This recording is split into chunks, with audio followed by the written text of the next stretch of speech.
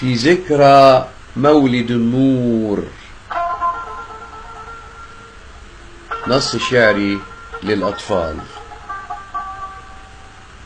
في ذكرى مولد النور، قصيدة شعرية للأطفال.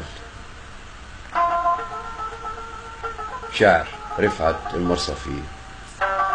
ولد الهدى فانهارت الأصنام، وبدا على وجه الحياة سلام. ولد الهدى والكون بات معطرا، وتهيأت لقدومه الأيام. والأرض فاضت بهجة ومحبة، وتعانقت بسمائها الأنسام. عصر التدني والجهالة قد هوى، وأطل فجر اسمه الإسلام. الصوم والصلوات من أركانه، وشهادة التوحيد والإحرام. والذكر والتسبيح من نفحاته، والعدل والتحنان والترحام. صلى عليك الله يا علم الهدى، يا خير من حملت به الأرحام. قد شاء ربك أن تقيم شريعة يرتاع منها الشرك والإظلام.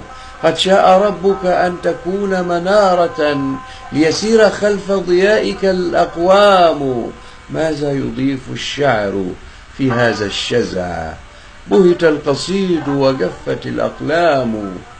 ذكرى ستبقى للهداية منهلا، يحيا عليها الفكر والإلهام.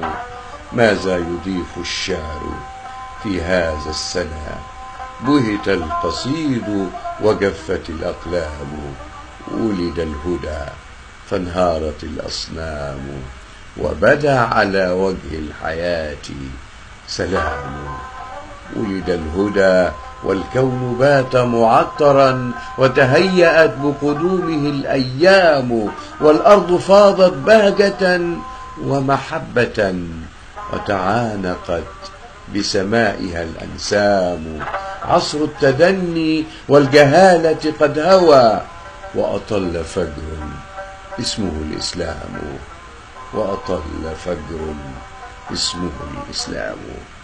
رفعت المرصفي.